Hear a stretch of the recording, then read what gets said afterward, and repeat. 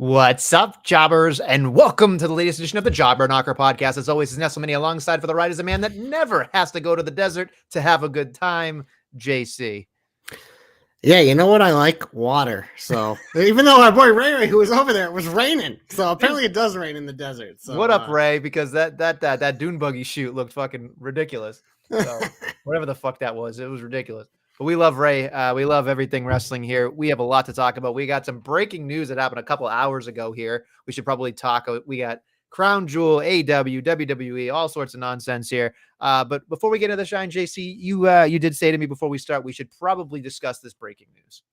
Here comes the money. Money talks. And it's not Shane McMahon. It's actual money because NXT, my favorite show, looks like money. It smells like money because it is money, and it's about to make 2 times as much money on a TV deal than their previous one. They are headed to the CW in October 2024 on a 5-year deal. Like I said, double the money. So this is a big deal for WWE. NXT selling on its own, getting its own rights deal is pretty cool. I mean, I don't think the move from a USA to a CW is that much higher, that much lower. But I think it's a big deal because WWE and this TKO have been adamant that they want to sell them as 3 different properties. And it seems like they kind of want them possibly on 3 different networks so they can kind of extend their reach. So CW is definitely like the B tier, but NXT is their minor league show. And then we know SmackDown is going to USA, and we still don't know the future of Raw. So that's obviously interesting to continue to monitor. But I mean, this is a big deal for NXT. This is cool for NXT. It's probably a pretty big get for the CW because this should their base is, like you were saying, because you were looking up the stats, it's pretty close to what NXT gets, but you got to think a draw like at putting NXT 8 to 10 on Tuesday is better than whatever weird ass CW shows they're going to put on. How dare you speak ill of the Flash? I've watched a lot of CW shows, so I am a lot of CW shows in my lifetime. So you peg me as a One Tree Hill kind of guy. So I did watch that, but you're did. thinking of Matt Safali on that one. No, that's true. Big ups to Matt Safali. One of my OG CW shows is actually Supernatural. Dean Winchester, my boy. Oh boy. Yeah. Anyway, I don't even know where I was going to go with this, but so my question to you is, you just threw me off completely. He says, isn't Corgan trying to still get on the CW? So thank you, Joe. We can start there. They snorted their way on that one. So for those that don't know, the CW was supposed to be the home of the NWA wrestling until this last Halloween pay-per-view they had, folks. There was, whether it was stunt coke or real coke, somebody, Father James Mitchell and a bunch of crazy people in the crowd were doing cocaine, quote, cocaine on a pay-per-view. And that actually, stupidly enough, pulled the plug on NWA's unfortunate home not being in the CW. The one thing I will say here, I guess this is more an additional hope because I feel bad for NWA because I was kind of getting jazzed for them being like, this is great. Dawson Creek was WB, so I was grandfathered in. That's fine. So for me, this is something that I wanted to say out loud. I don't love watching NXT in the Performance Center anymore. I would love to see them go on the road, even if it's a smaller venue. Even if it's a Full Sail. No. What they? No, they're still at the PC. Oh, whatever. But I'm just saying, in terms, if they're getting the money, right? In terms of that, even if it's just Florida places and smaller places, I'm okay with it because I feel like that would be so much better for them in terms of the look. I hate, and here's the other thing. I'm starting to hate that crowd. That crowd is bothering me, and it's not stopping me from enjoying the product because it's a very good product. But I just feel like some of those people in the NXT audience are the same people over and over again, and they're not helping people. They're just doing their own fucking shit, and I just don't like it. I think NXT getting this deal and moving out and doing shows on the road or doing shows in the loop of Florida somewhere would be exponentially better in terms of making it feel like a bigger product than it already is. So I can tell you why the problem with this, because we kind of did this before. And remember when NXT, they signed all the older people, which is pretty much the AEW roster now, because they did that because they wanted to be able to sell tickets for this. But that kind of defeats the whole purpose of what NXT is at its core. Like NXT, and the reason why it works is because it is a developmental property.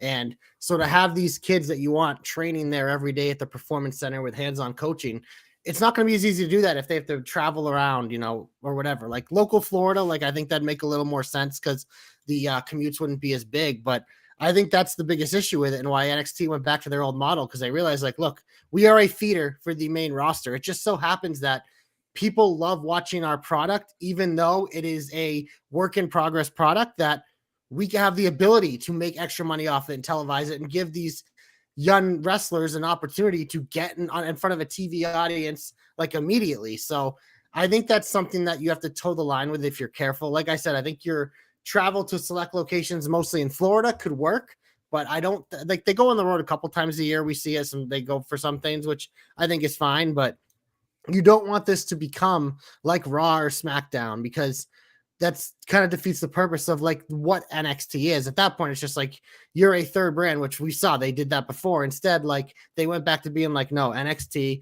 is a developmental, it's its own thing.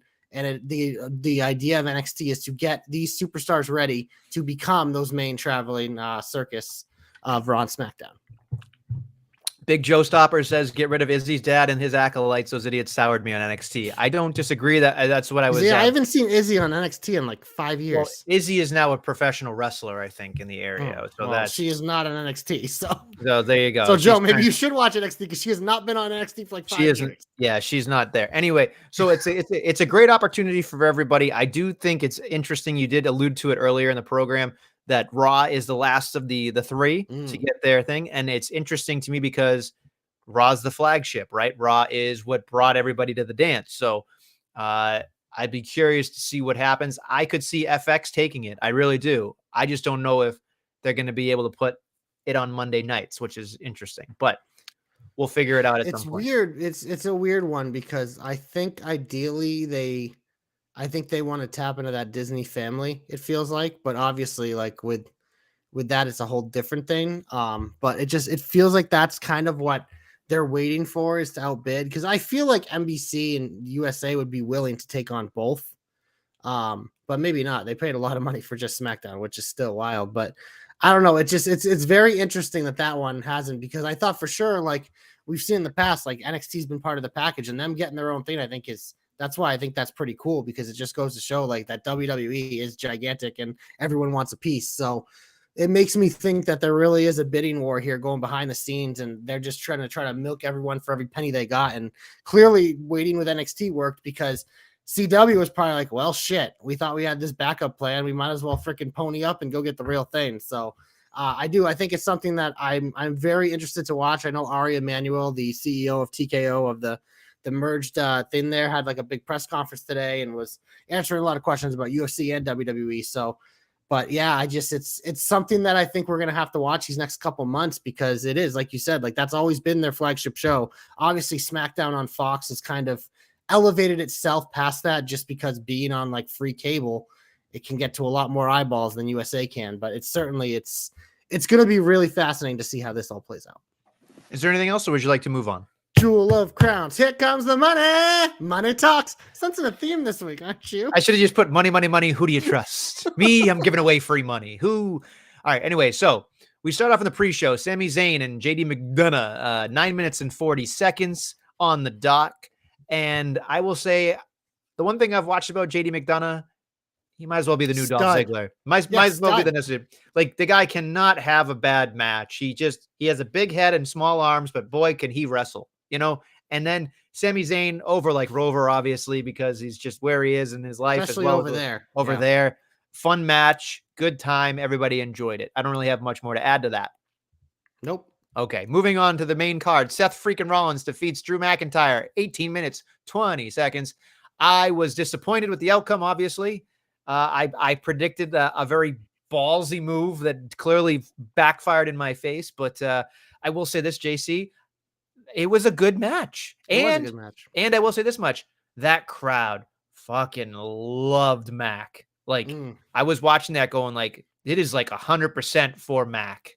They were going nuts for him. And I kept thinking to myself, you know what I've started to realize? And you're going to laugh at this because of my allegiance here.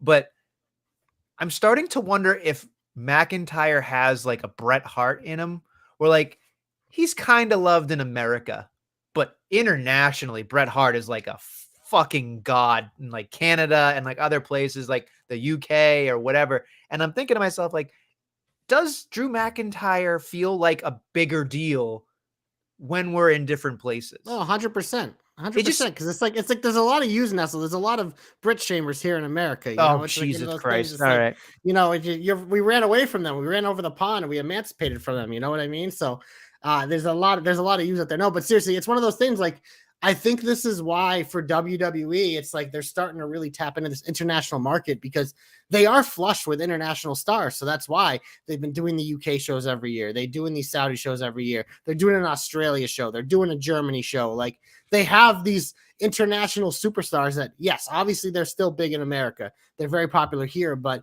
it's one of those things. It's like you get over to different parts of the world. You're going to find out different superstars are really hitting home even more with them. So, I mean, there's obviously guys like Cody who are just, no matter where they go, they are like the biggest thing in the world. But like you said, I think Drew's a great example of that. You go some of these other places and it's like, whoa, Drew, like he's a big star over here, but in these other places, it's unmatched. It really was an eye-opening experience for me because I know we both do, but more me, I give him a lot of shit. But when I was watching that match and all I could think about was, wow, like how much the crowd was into it. And there was a lot of good chemistry in that match too. So I just want to make sure that like, and then the other thing at the end here, and I'm curious your thoughts on it.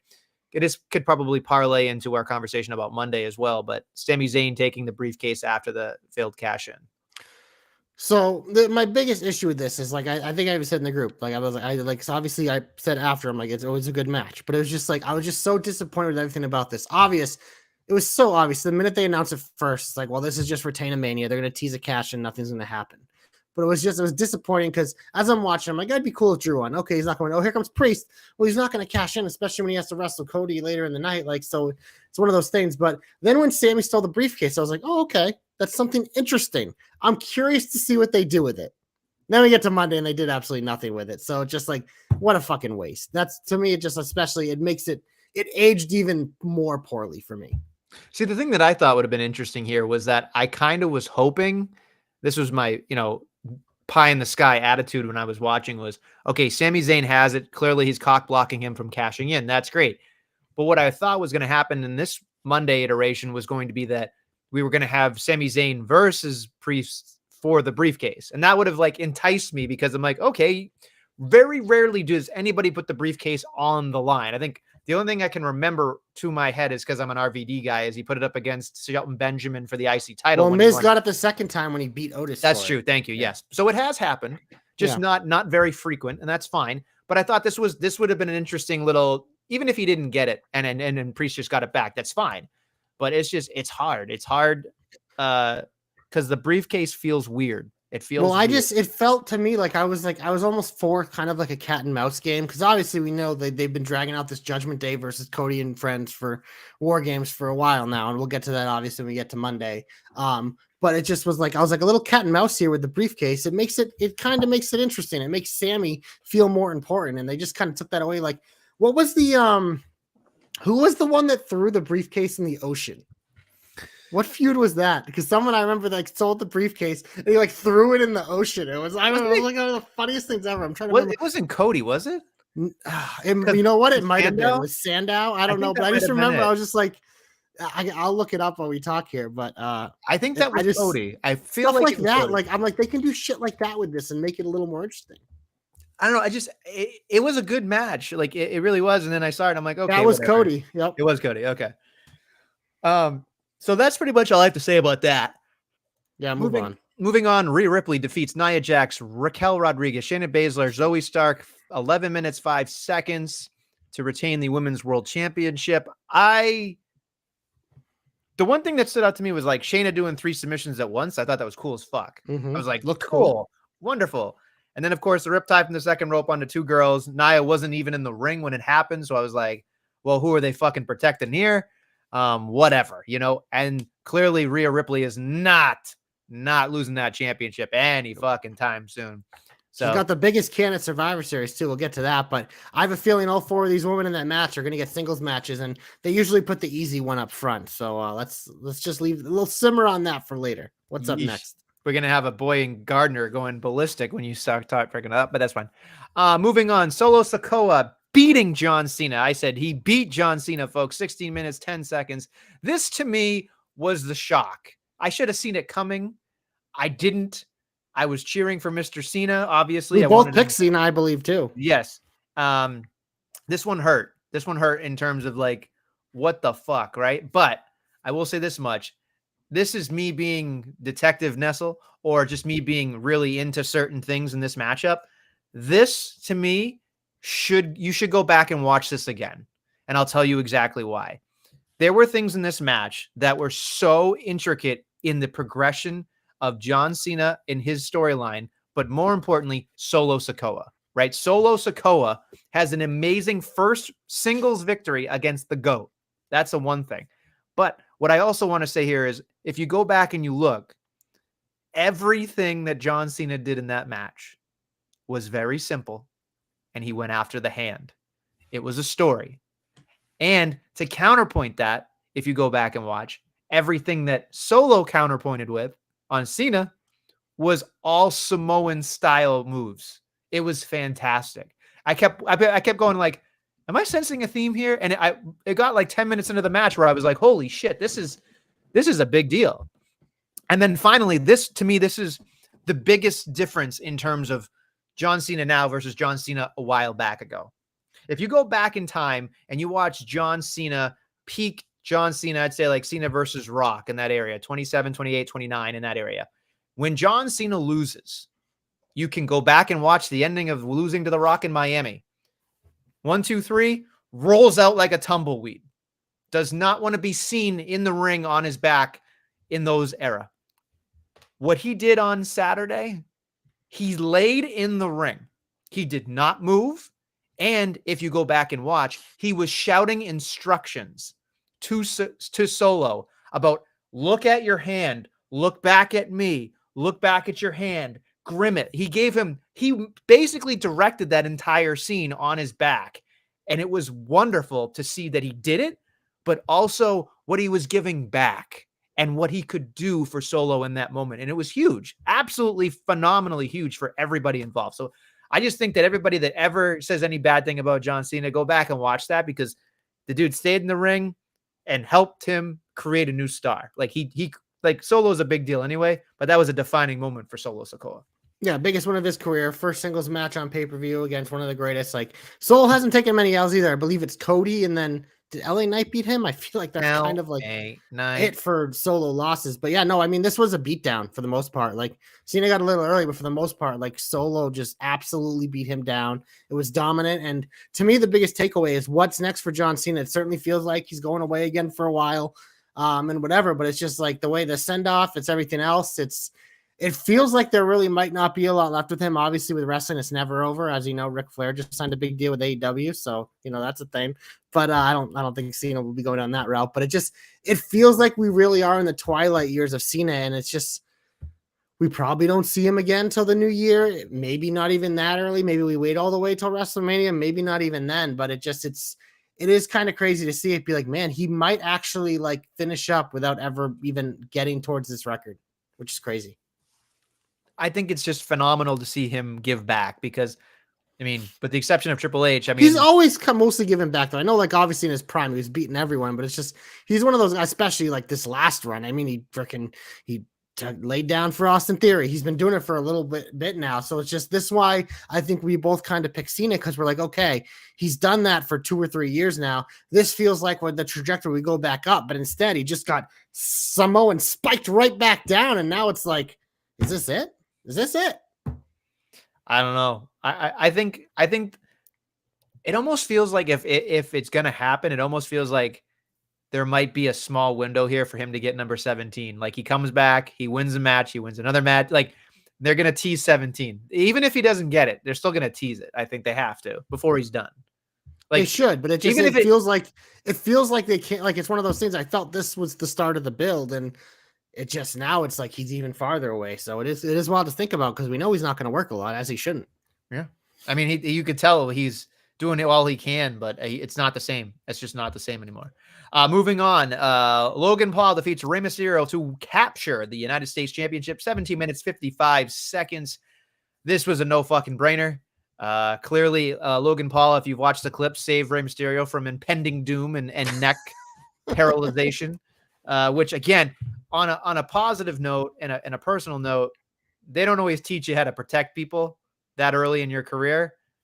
And that guy got a fucking express lane tutorial on how to fucking protect somebody because he saved Rey Mysterio from God knows what. So kudos to him. He feels really comfortable watching this thing. Obviously, we talked about the drag racing. What up, Ray?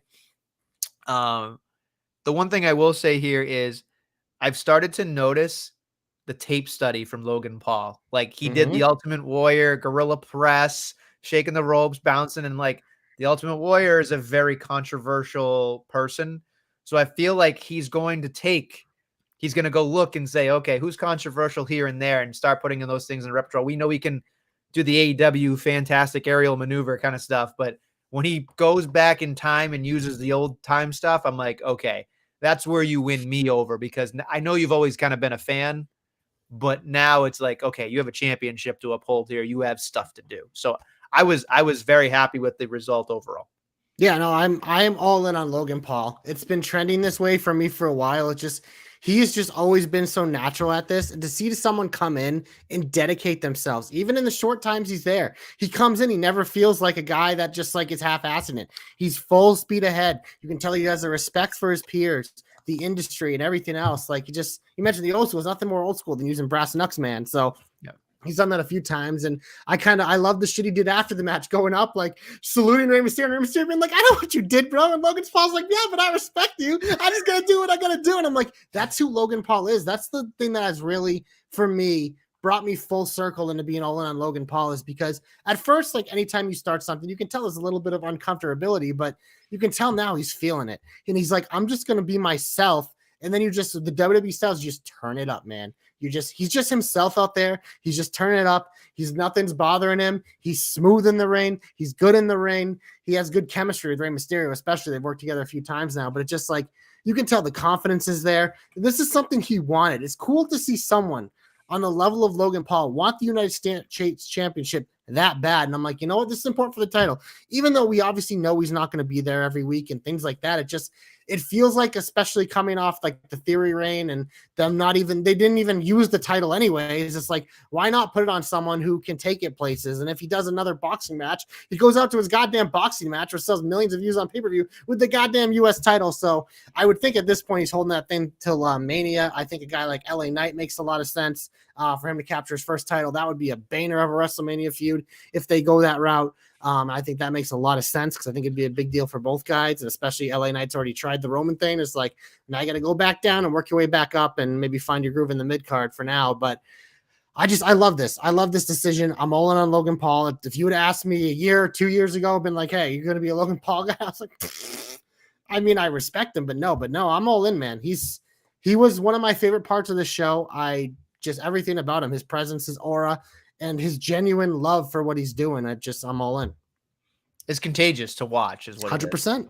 Contagious. Moving on, we have Io Sky defeats Bianca Belair in a singles match for the WWE Women's Championship, 16 minutes, 35 seconds. This is where a lot of it falls apart for me. The match itself is fine, but don't care. But there's only one thing I care about here. Right, exactly. Okay. Yar, matey! My pirate princess is back, baby! Finally, the treasure chest has been opened, and out has hopped Kairi Sane. Oh my god. The only thing missing was the little umbrella that she used to come out with and shit. But I'm sorry. I don't give a fuck about this match. We knew there was going to be some tomfuckery, but I love it for so many reasons. One, I love Kairi Sane. Number two, we finally have now something that can drive the rift between Io and Bayley officially, because Bayley's reactions at ringside sold this, being like, what the fuck? I didn't know about this. It's like, and knowing, like, obviously we know the history of Io and Kairi even well before their days in WWE, like they are thick as thieves. So finally, it's just like, this is what I've been waiting for with the Io Sky Championship reign. It's one of those things. It's like she can go out and cheat against the top stars and get the stupid wins all they want, but finally it feels like we're going somewhere now because we have a rift in Damage Control, and fucking Kairi Sane's an absolute stud. I'm so happy, and I'm going to give her my comeback this week later in the program so I can talk about her some more. Yar, matey! Pirates booty. Yes. Adventure Time with JC is back. I laughed so hard when I saw that. I was just like, this is right up his alley. Not only does he got his meats now, not only is he a butcher of meats. I got my pirate princess. He got his pirate back. Yeah. A pirate butcher, this man. So listen, it's interesting to me because so people are alluding to the fact that Asuka, Io, and your girl are going to end up being a faction. I'm curious. They said there's going to be a fourth member, and I'm just like, what else could they possibly add to this? Wendy Chu. Maybe Wendy Chu. It's more likely to be Xia Li, but that's what I was thinking. Actually, I was thinking like they're trying to build Xia Li back up. Wendy Chu's so good. Just give her a chance. But the problem is that gimmick don't work with what. Well, obviously, if she gets called up to this faction, she can do that gimmick. She ain't coming out to the freaking with these women who are heels with a fucking pillow, being like nap time. Not unless it's a loaded pillow. There you go. She's been off TV for a while, so I don't know if she's injured or they're saving her for something like this. But I mean, I'd be all for that. Wendy's a stud. So it's interesting to see what happens, and like this might be the better female faction than Damage Control. Sorry, it's just. That's just such a low bar. It's like you have every female faction ever, Damage Control, and the shitter is the Outcast. So we're not setting a high bar here. I don't know many. I don't remember a lot of female factions, so that's why it's. It doesn't matter. Any of them that existed are. Toxic Attraction. We know. There you go. I mean, that's the elite of the elite. Yeah. JC Jane is a fake ass bitch. That's one of my favorite things ever. Shout out to her getting engaged, by the way. To Zachary, what's his face? Tomfoolery. What? By the way, tomfuckery. I've never heard that in my life. I've heard tomfoolery, but not tomfuckery. Yeah, you gotta put the JC spin on it. Yeah, I make things better. I'm not even gonna try to pronounce this because I'm gonna butcher it. Your Maki Ito from AEW is a free agent. Which one is that? Is that the one that with like the band leader gimmick? I forget. I remember the name, but I don't know if she's the one that like with the obnoxious gimmick or if she's a different one. I'm not sure. Okay. They said AEW has so many wrestlers that come in and out, it's hard to keep track of. What was they said they're trying to get the girl that they had that turned in from like a student to the killer. Like I forget the NXT. She was the girl that had like the Harry Potter gimmick, and then she like came out to the entrance and changed. Saray? Saray. Okay. Saray was awesome. It was a shame that didn't work out with WWE. Yeah. Well, they're trying to get her back, so we'll see. We'll see. I mean, they should. Kairi Sane was left, and we never thought she was going to come back, and she came back. It's a whole new world with Triple H in charge, man. Especially for these women, and like, I don't need to say more, but we know what Vince is. A pig. Yeah, it's a BIGOT word. That's what he is. Okay, on that note, let's move on. I think the last thing we have to talk about here is adrenaline in my soul, something, Cody Rhodes. Beats Priest, 11 minutes, 5 seconds. This was the best match of the night by not even close. Landslide. Home run grand slam of a match compared to everything else in this card. This made me actually felt like Priest would put his big boy pants on, and Cody was doing yeoman's work here. They worked really hard. I love the fact that they went after the ankle. That's a good, sign that they were listening to the psychology, but also the devil, the crossroads meeting, I forget what he calls South of Heaven, which is like the inverted crossroads. Yeah. No, South of Heaven is the choke slam. What is it? God. Yeah, you're right. Fire. It's something or whatever. Something. It's something. It's something.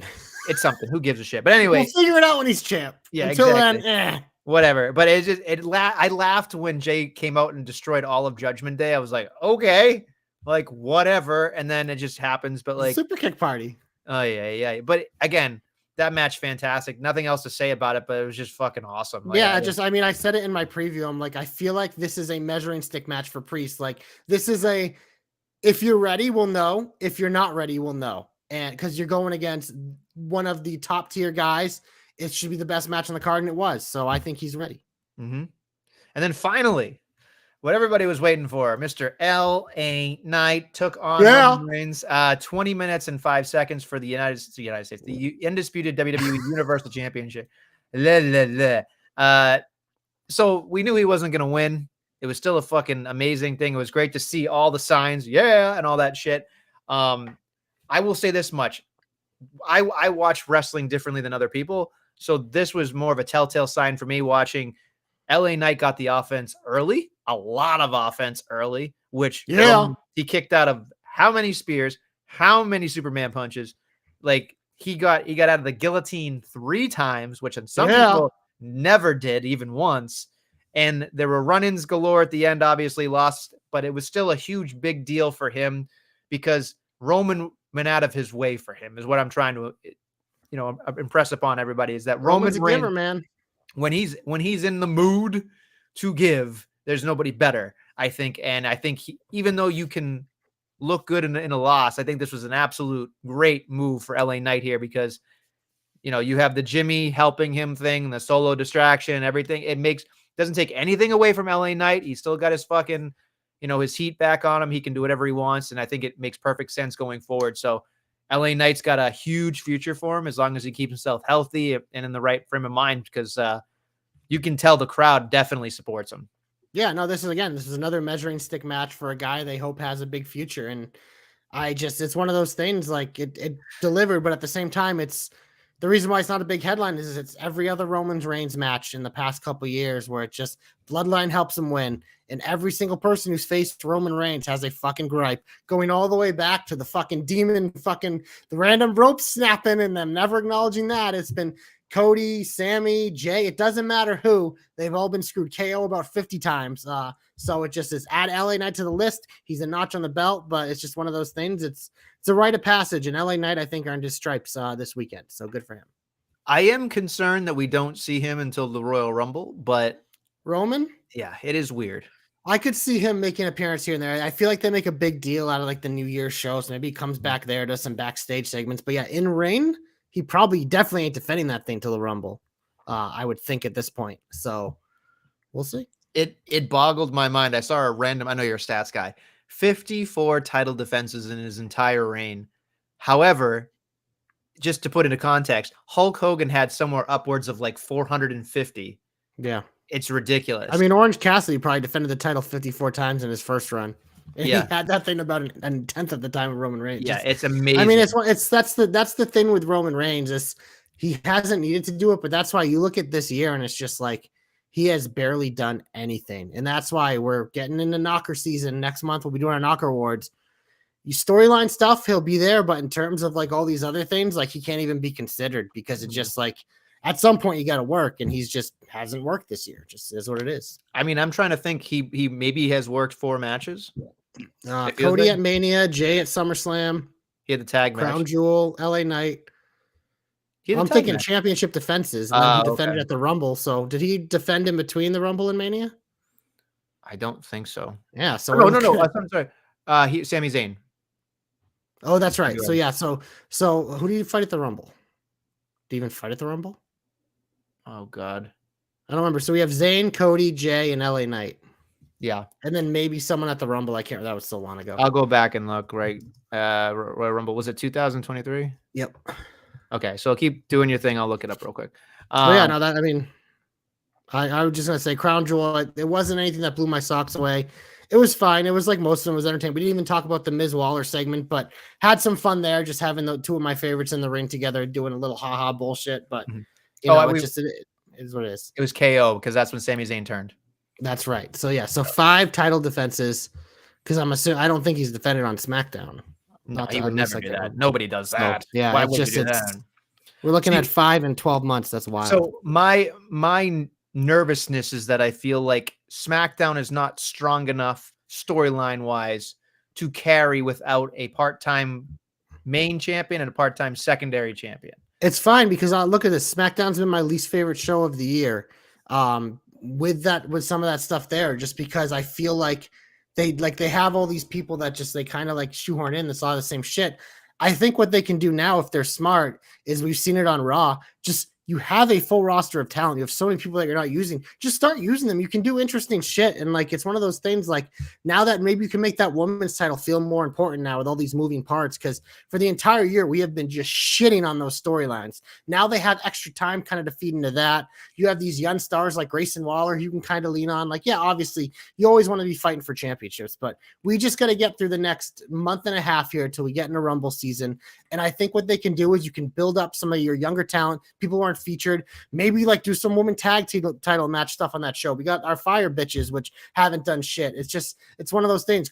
Just called up Dragon Lee. You got Cameron Grimes. You got LWO. Like maybe like Carlito's there now. You're trying to build Lashley and the Profits. Guthrie would be happy with this one, but Karrion Kross hasn't been on TV for a while. It's like you have plenty of people for the next month and a half where you're not going to give a shit about those titles if you do it right. Do I have faith that they're going to do that? I don't know, but it's just like it's like you have your boys Pretty Deadly. It's like they have plenty of horses there to get them in a Rumble season where it shouldn't matter. But I understand your concern because looking at SmackDown all year, they haven't done a very good job. But we'll see. Maybe Nick Aldis' his presence has a little more cachet around there. All right, overall, crown jewel, glorified house show or decent PLE? I think that we're past the glorified house show part. I mean, it's one of those things like the Miz Waller segment was definitely a house showy type thing, but they do that every year. It's a place they go once a year. You do something cool for like the local crowd, which is awesome. But it's one of those things now. There's enough like big matches and meaningful stuff that happens where anyone who calls it a glorified house show hasn't been paying attention the last couple of years. So it just, just ignore those people. I'm just saying with the exception of Logan Paul, it was Retain Mania. So. Well, yeah, but I mean, you could look at every paper. I mean, we're going through Roman Reigns and Gunther championship reigns, which are both record breakers pretty much right now. So it's one of those things. Rhea Ripley's had it for fucking ever too. So we're not getting a lot of changes in general. So I think if you looked at most PLEs, it'd be like that. All right. I guess we can get rid of that. So we'll move on to the regular part of the show. Always in the shine. I will let you, figure out where. Always in the shine. Adam Pearce, because he gave us a new War Games. We needed this because we knew we wouldn't have Regal, but I will say this. Adam Pearce does not get the credit he deserves because this fucking man sells out on TV for all of our entertainment, and the ferocity, the strength, the moxie, the mustard he put into that War Games, looking exactly where that camera was. I felt it right here. He gave us a meme. Adam Pearce, you're kicking off the shine this week. I don't even give a shit how he got there, whatever. Bullshit main event, bullshit run-ins. We knew we were getting Cody and Friends versus Judgment Day, but in the shine, he deserves it. War Games. So, gun to your head, who did it better? Regal or Pearce? Adam Pearce. Are you out of your mind? Wow, that's a take. That's a take. Refreshing take, might I add. Mm-hmm. You're sipping on everybody's tears. Yeah, okay, that's fine. It's whatever. I just did not expect that out of you, but that's fine. I knew you were going to ask me that question when I brought it up, and I was just like, you know what? I'm going to go with Adam Pearce because I thought the way he delivered, it's like the Regal one was great, and you always remember your first. But sometimes when that second one comes and it's that good, you got to give it your props, man. I also think you might have, it's fresher in your memory because you were. Well, I also think I'm used to most Adams letting me down, so when one really delivers like that, it gives it a little extra oomph. Are you implying that Bertsky has let you down? I spend a lot of time with you every week, Nestlemania, and I'm looking at you right now, so I think you know who that was directed at. That hurts. I thought we were friends. Disappointing. I'm disappointing. What can I say? Adam Pearce is the ideal Adam. If you had to rank all the Adams you know right now, I have to be last, right? Adam Pearce, Adam Cole, Bebe. We'll go Bertsky third, so you can be on the podium. Then my boss Adam is named Adam. I really like my boss. Hangman Adam Page. Yeah, he's fine. He's cowboy shit. He can go down a little, but he's above you. Badham is above you. Are you all right? All right. Shout out Badham. Thank you for watching the Jobber Knocker podcast. We'll be back next week. I can't.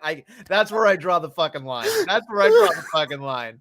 You can make fun of me all you want, but if you put that guy above me, I'm out.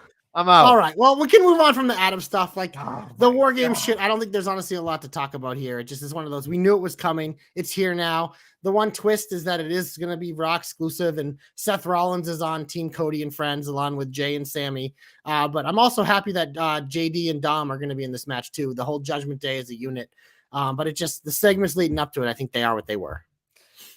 Yeah, we can get into that later, but it is definitely. I'm trying to look at SmackDown very quickly and think if there's anything that's even worth remotely talking about. As we always have this issue. I will say this much: I just remembered I had an extra comeback, so I'll just throw it here for something that I thought was interesting, intriguing, and positive in a different way. Bobby Lashley and the Street Profits talking to Logan Paul, which I thought was interesting, and then B-Fab, and I was just like. Well, then I did not see that coming. I love it. It makes sense. It makes so much sense because they're never gonna see it. They're never gonna put Belair in there, even though we would want that.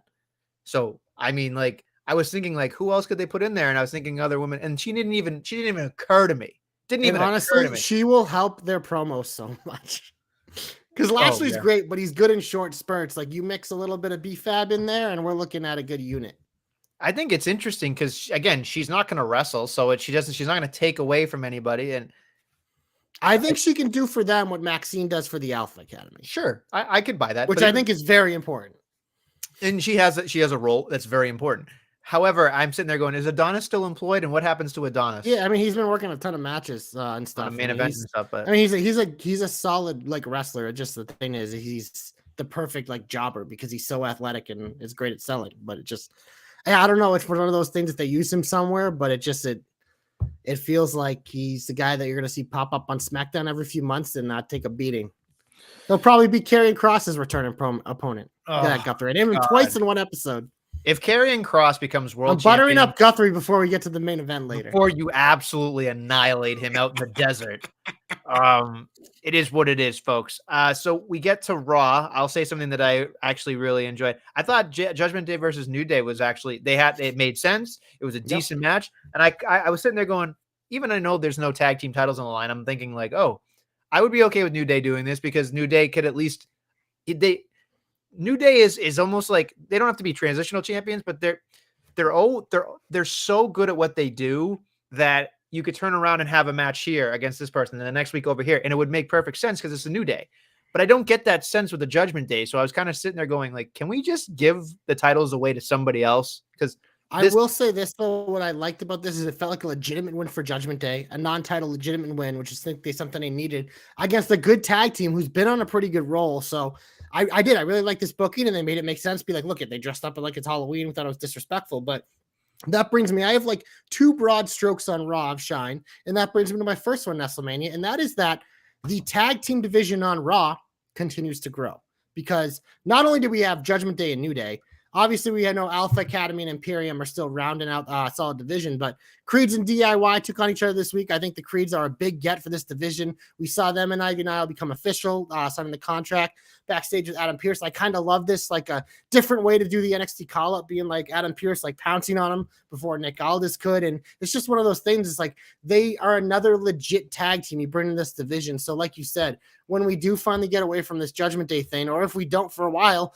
at least we have now more contenders. They pick up another big win over DIY, who obviously got screwed because of my boy there, but as they continue their feud. But it's nice to see because I felt like the Viking Raiders were starting to get momentum.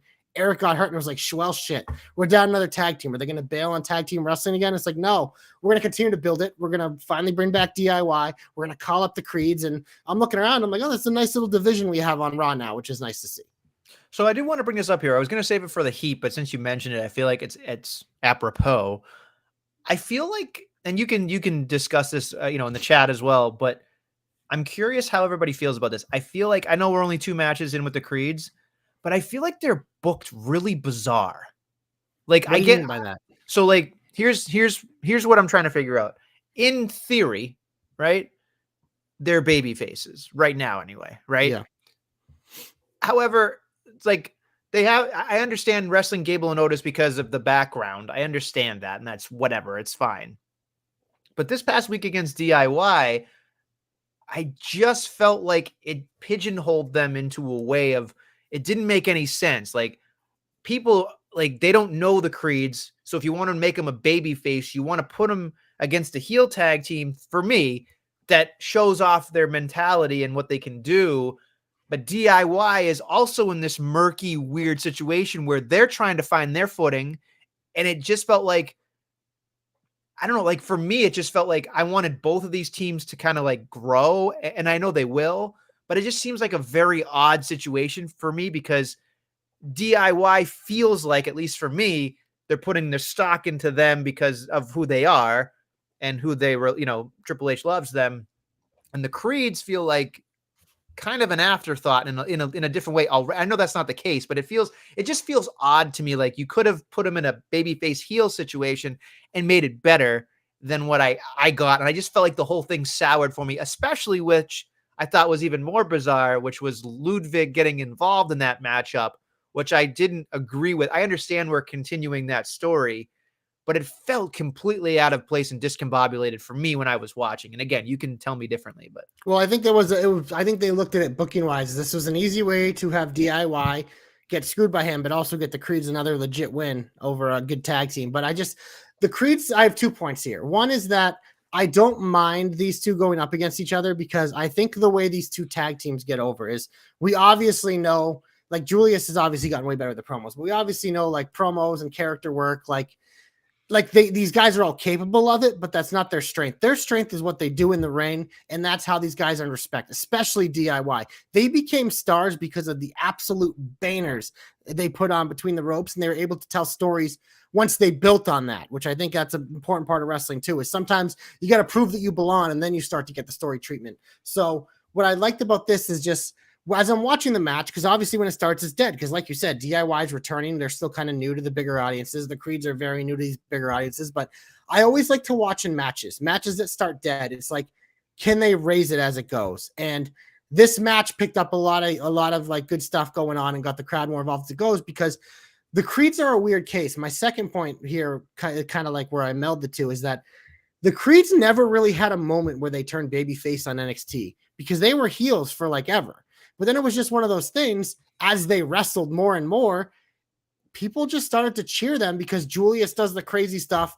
Brutus does like the big fucking meaty high spots and shit. So it just naturally, like the crowd starts to go for it. So just over time, it was just like we snapped our fingers and it's like, oh, the Creeds are baby faces now. It didn't feel like there was ever a moment. And then obviously they kind of leaned into it, but it's just one of those things. So I think the way Triple H is booking them, it's just like, yeah, they faced two babyface teams so far, but it's like they're also two teams that in the ring can kind of highlight what the Creeds are about. And that is, he knows they're going to have to get over with the in-ring style. Same thing with DIY. So it's stuff definitely to keep an eye on, but I think it's like giving both these teams a chance. Instead of having like both these guys get shortchanged with like easier opponents or some shit, like put them together and let them have a long match and let them cook a little and let the crowd kind of get familiar with their moveset. So I think that was the thinking there. I know babyface versus babyface is hard, but I didn't hate the decision because it was like, you know what? Just let these guys, sometimes you just let them go out and wrestle and see what happens. And that's what they did. So let me ask you this, because I feel like this is an interesting conversation to have. Braun Strowman, when he started, now granted, Braun Strowman and the Creeds are completely different animals. That's very different animals. But amateur wrestlers versus a fucking monster. Right. However, I feel like the Creeds would benefit from some type of enhancement job or talent just showing off their moveset, because they are like, Julius's strength is beyond, like when you see him, you don't think he's supposed to be that strong, and he is. And then I think they'll get it though. I just feel like we're going backward. Like it's like you're putting the cart before the horse instead of like getting them some quick dubs and then moving on to something else, because that's what it would seem like to me. Like then you graduate to the academies and the DIYs, but that's just my personal preference. I just feel like I feel like it's going to take a longer time for people to appreciate the Creeds from the main roster audience.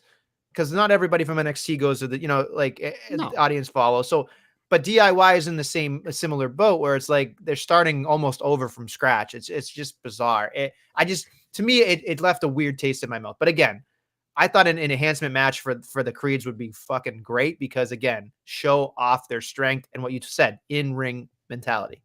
Yeah, I think it's one of those, and I know you said work backwards, but I don't mind. I think it's, especially in wrestling, I think we get used to how things are, and like normally, and when they're not that way, we kind of question it. But I don't necessarily think that's bad because it's like I don't mind doing things different ways, and I think wrestling's so different. Like both of us kind of the old school mentality of a lot of squash matches and stuff like that, but I think this new age wrestling, especially, there are a lot of people that just they don't even bother watching the squash match because they don't find it as interesting. They rather have this like AEW style, like 10 to 15 minute classic. And we've seen Raw with their extra time kind of do it. So it's just, I think it's an adjustment for us that I think we're still going to get those, but I also think we're going to get this too. And it's like kind of that balancing act of trying to make everyone happy.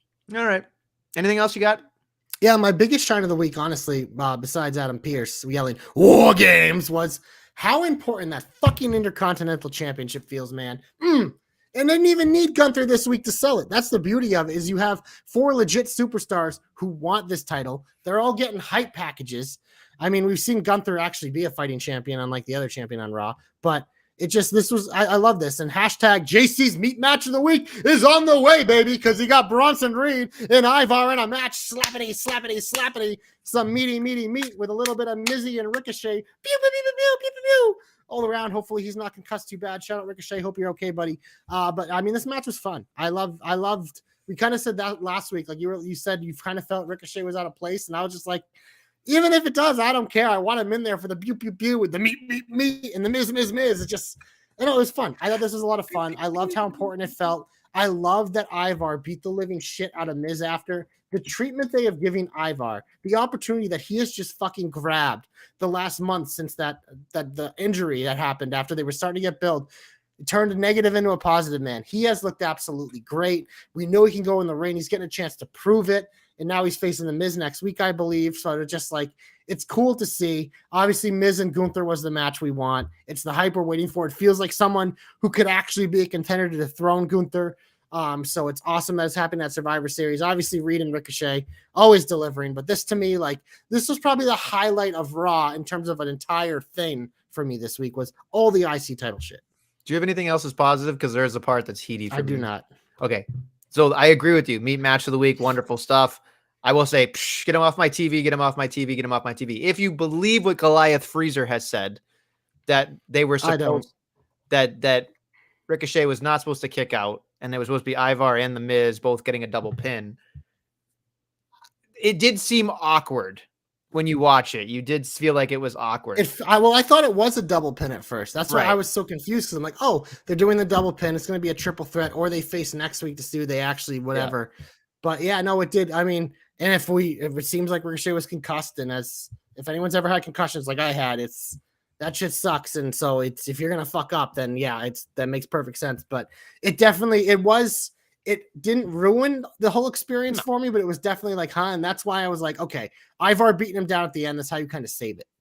I think the funniest part to me was like when it happened. I'm like, that's such a Miz thing to happen. Oh, like yeah. not necessarily to the Miz, but like it seems like if it would happen to somebody, that'd be the first person I would think of. So, but yeah, it's just, again, those awkward things almost take the air out of the room a lot of the time. So that's when I think about it like that. Like it needs a little bit of zest, and like that match cooked, as you would say, but the rest of it was just kind of like, oof, that was a rough go, especially with that fucking boing Hurricanrana that fucking Ricochet did. I was just like, what the fuck am I watching?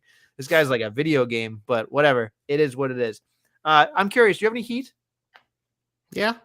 Would you like to get into it? Yeah, let's do it. Okay. Go ahead. You want me to go first? Is that what you're saying? Yeah. Well, we're going to get to the woman thing, but I do have a note, because I'm just going to harp on this every fucking week because it's hilarious. Michael Cole inadvertently burying the heavyweight champion. Michael Cole reminds us that the heavyweight title hasn't been defended on Raw in 5 months. I say LOL to that because you try to sell me as this motherfucker being a fighting champion. Ha. It writes itself. It writes itself. Literally, it writes itself. So there you go. Boom. I'm not a big fan of Seth Rollins anymore. Sorry, Danny. I know you're probably upset every time we bring it up, but give me something else. Give me anything else. Lose. It just for the sake of that title, the sake of him, and the sake of everyone on that show, It's just like, what if he didn't have that Son? How fucking unover would he be for a lot of it? Like, obviously, Seth Rollins is always going to be a part of it, but if he didn't have that Saint-Alon Son right now, I think this reign would feel even worse. But that fucking Son bails him out because, you could put fucking Bobby Roode out to that shit and we'd sing. Pun intended. Glorious. Not only hope yet, but very quickly, the women's battle royal. We have a winner of Zoe Stark. The crowd goes snoring, not even mild. This, I mean, sorry, I hinted at it when we were talking about Crown Jewel. It felt like a lot of the times when they do those fatal 5-ways, it's like, well, then now she's gonna have to beat them all in singles.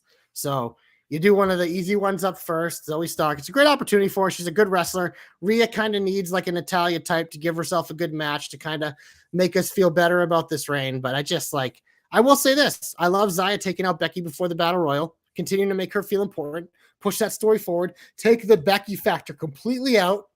Because all match, if she would have done the runouts and all the bullshit, it would have been all about her. But I will say, I know we're in the heat, and obviously it's in the heat because Zoe Stark hashtag always in the heat because just.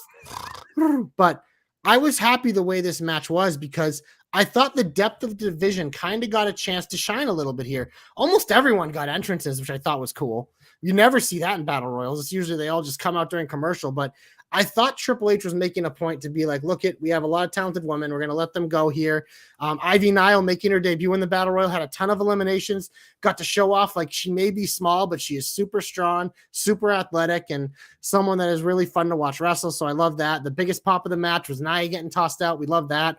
Raquel getting one of the bigger pops in the entrance is something that I'm continuing to monitor because I know that's something you say a lot of times she comes out, hasn't been getting the reactions, but I think like slowly we're starting to see it with her that I think crowds are starting to feel like she's a bigger deal now as she's getting those bigger pops. So good for her. My girl Tegan got a few moments to shine there at the final 5. Would have been a better pick to win, but whatever. I understand it. I thought Shayna got to look good in this match doing her thing. So it was just nice to them to like, we've been saying it all the time. You have 3 hours on Raw, show off the roster, and Raw's been doing that for a few months now. So I would like to bring this up because our boy Guthrie did bring it up on Twitter, and I do feel like it is a decent argument, and I feel like I should defend my friend. He did say it's interesting that you shit on Zoe Stark when Tegan Nox is the exact same thing. And that's my point. Exactly. Because do I come on here every week being like, Tegan Nox is the best part of the women's division. She should be main eventing. She gets to do this. She gets to do that. She should be champion. No, I don't say that. Would I love Tegan Nox to be champion? Yeah, I'm a fan of her. I like her. But don't come on and do that. The fucking Guthrie and these fucking Zoe Stark stooges on Twitter. She's the best thing ever. Nah. So you just said in the tweet, you're comparing her to Tegan Nox, who has someone who just like had visa issues, injuries, and whatever, trying to get her feet under her, hasn't really had momentum much till Becky pulled her out of the woodwork. And that's who you're going to compare Zoe Stark to? Case and closed, baby. Zoe Stark, mid. She is Natalya 2.0. Amazing wrestler. She's going to win the championship at some point. Ain't going to be at Survivor Series. But guess what? You know what happens when Zoe Stark's going to come out for the majority of her career? The crowd is going to go mild. So get out of here with that. All right. Just wanted to bring it up. You're not going to say. I saw that tweet, and obviously I saw it way before I watched Raw. I didn't get to Raw till like 16 hours later. That's why I try to kind of stay off Twitter till I can watch, so I go in clear-headed. But if you at me, I see it. So obviously I knew, but that's why I didn't respond. So I figured I'd respond now. But it's just one of those things. Just like that comparison just kind of sold it for me. So yeah, there it is. Zoe Stark, mid. Tegan Nox, mid as well. But I love her. She's great. She's fun. She's a great part of the show. Zoe Stark can be a good part of the show too, but get out of here with the fucking other bullshit. All right. Yeah. Fair enough. I'm whatever. We kind of skipped over this, but I do want to bring it up because it bothered the fuck out of me. Was that Sami Zayn took the briefcase, he had to return it, and he got a random fucking title shot. I just don't understand what the fucking logic was. If they thought it was a good idea, it was just bad writing. It's just, I don't understand the creative for it because it just doesn't make any goddamn sense. It's like you did the right thing, so you're going to get rewarded. It's like, when the fuck have we ever been rewarded for doing the right thing in wrestling? Like, when has that ever fucking happened? So I was just sitting there thinking to myself, like, I get why at the end of the night, it's Cody and friends and the fucking war games, yada, yada. But like, God damn it. It just fucking made me go, like, what are we doing? What are we doing? Like, are we running out of things to do? Are we? Yeah, this was a big missed opportunity because I mean we kind of hit on it earlier, but just like with the briefcase, it's like felt like you could have done more that they're returning it and just I don't know Seth and like we're gonna shit on Seth again. I try not to because I know our boy Danny loves him and a lot of people love him. And look, I think Seth is great. It's just I hold him to different standards, but his fucking promos fucking suck. Like when he opens a show, it makes me want to just turn it off. He's so fucking boring, and he dragged Sammy down with him. That opening segment fucking sucked. It was terrible, man. It just is just, oh, it's brutal. And it just like, yeah, like, you help me. So I'm going to give you a title shot. And Sammy being like, oh, well, you're hurt. So I want you at 100% because I'm a baby. It's like, fuck off, idiot. Take the title shot. First of all. Second of all, it's just, oh, God. It's just that whole promo. Just fucking get it off my TV, as you would say. Absolute fucking dog shit. Well, then. You got me all fired up. I'd come on every week. I'm like, I'm gonna try not to shit on Seth this week. Then it just like you fucking tee it up, and I'm like, God, it was it's the worst part of the show every week. It really is. Thank God he's a good wrestler, because good God, he's the worst babyface of all time. Fucking terrible. Well, Charlotte's probably worse, but that's a whole other story. Bump, set, spike. That's all I'm here for tonight. Just volley for you. That's it. I'll set you up all day. I'll do it all day, friend. All right. So I think we should get hopeful. We got a lot to talk about. We got to get over. Okay. Yeah, let's do it. All right. Let's go. I'll be quick then. Want to go first? Sure. Short and simple. Next Monday on Raw, we have a rematch for the tag titles. Cody and Jay, the greatest short title reign of all time with the greatest press conference of all time, and they randomly took it away. Well, you know what?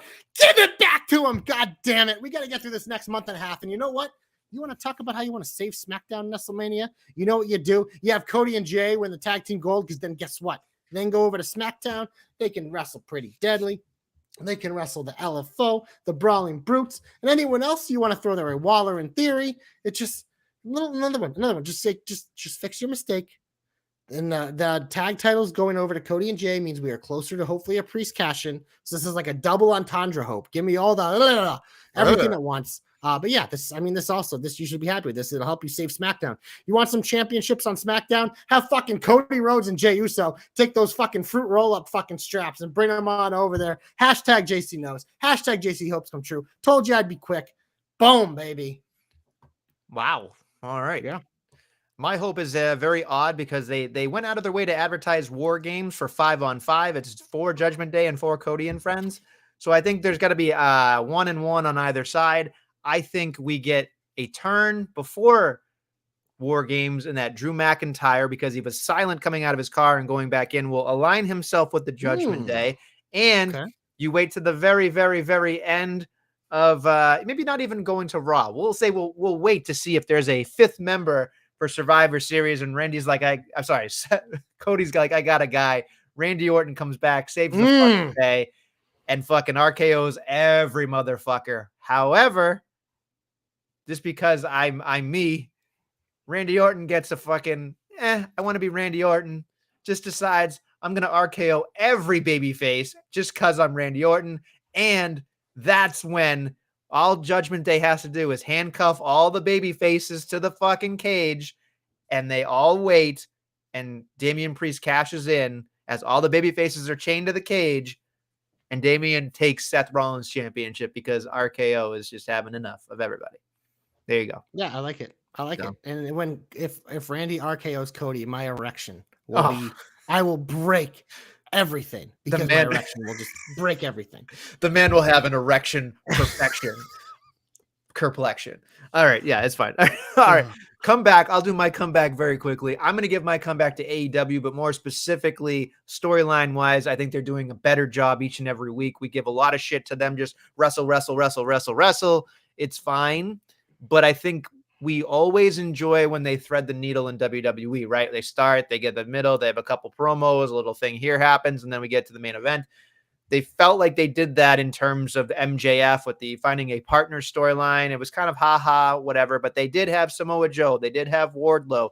They had Chris Jericho. They exhausted all of their options with even Jeff Jarrett and all his fucking cronies and all, like, they went out of their way for it. And I felt like, it's not that I enjoy WWE more. It's just I'm used to WWE. But I feel like I really enjoy the storytelling in WWE, and I feel like AEW doesn't always commit to the story. And this was where I was thinking to myself, it was great. And then we got the scissoring, of course, yes. At the end, where he had to wear the fucking shit, and fucking Billy Gunn was like, "You fucking scissor him now." I was like, that was great. I love that shit. So I know we shit a lot on AEW, but it is bearing repeating here that I think AEW is on the uptick here. I think they're gonna do something cool at Full Gear. And I'm curious to see what happens at World's End, especially with MJF being on the fence here and not knowing what he's going to do. I'm sure he already knows, but he hasn't told anybody.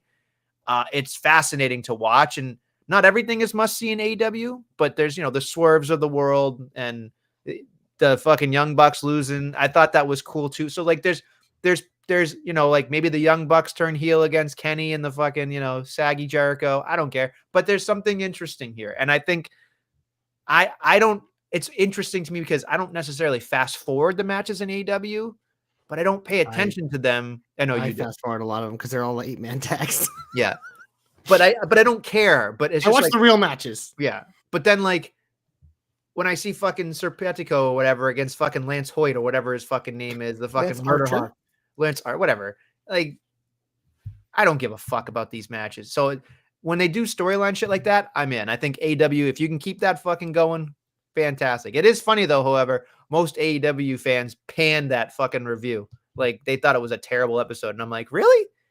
Yeah, because they don't like story time. They want fucking, they just want nonsense fucking flippy botchamania fucking bullshit, which whatever. But it just, I will say, I think AEW, like the past 6 months, they've gotten a lot better with their storylines. Because I mean, MJF is usually always good with the storylines, but non-MJM stuff has had good storylines too. Obviously, Christian's a big part of it and stuff like that. But I agree. I think that they are getting better and better, and I think Wednesday really did show that. My comeback, Nestlemania, I spoiled it earlier. My Pirates Princess, Kairi Sane. I meant to have the song ready, but I don't. But you get the point. I bet the time with JC is back. Yeah, I can't fucking wait to go on a voyage with you every week when we talk about Kairi Sane. She gets my comeback. She's so bite-sized. It's hard to even not get a crack a smile when she's you the best. see her. Do you remember her like marching in the Rumble? Yeah, and like the fucking oh my god, she's just so good. And that fucking elbow. Oh my god.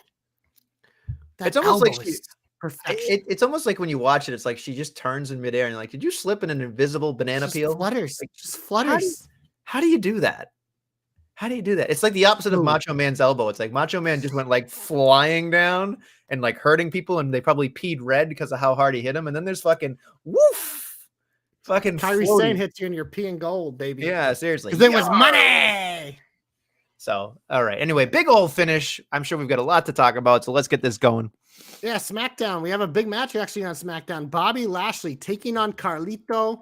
I'm excited for this because this is legit. This is Carlito's singles return on SmackDown match. It's the first, I feel like, singles Lashley match we've got in a while. Like, that's a big deal. So I'm looking forward to this matchup. I think Bobby wins because it's Bobby.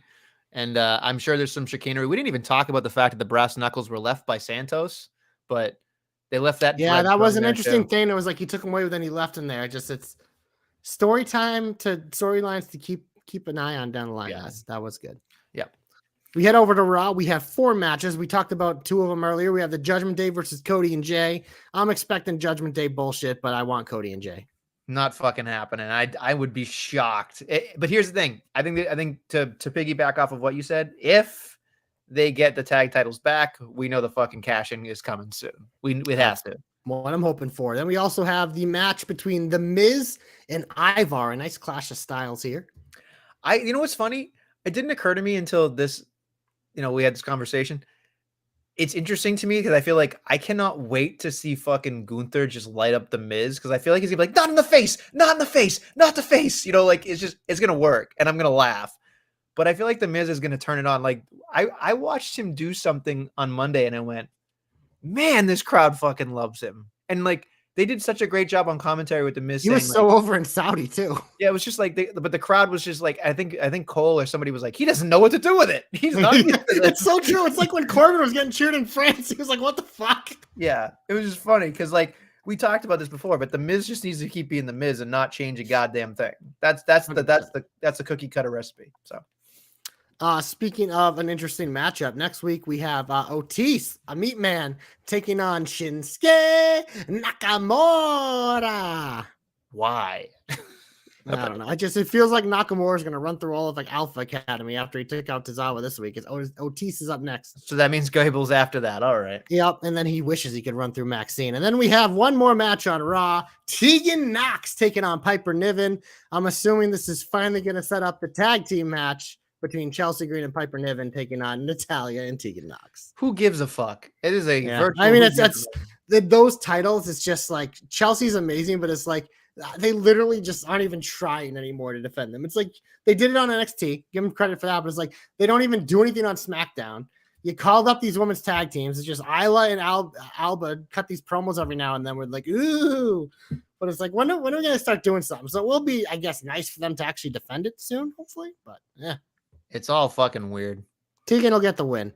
Then we head over to AEW Nestlemania because they're dynamite. We have here we go. An AEW World Championship match where there's no AEW World Championship. MJF takes on Daniel Garcia. I don't give a fuck. I'm sorry. This match is going to rule. I'm excited to watch it, but it could have been a non-title match because MJF still doesn't have the fucking title. But whatever. Speaking of Jay White, who is the fake champion, he takes on Mark Briscoe. Who cares? I agree. Then we have I almost said it's Swerve Strickland takes on Penta El Zero Miedo. Cool match. Yeah. But again, what are we doing? There's no rhyme or reason to it. Well, this next one's for you, Nestlemania. In her return, Red Velvet takes on Julia Hart.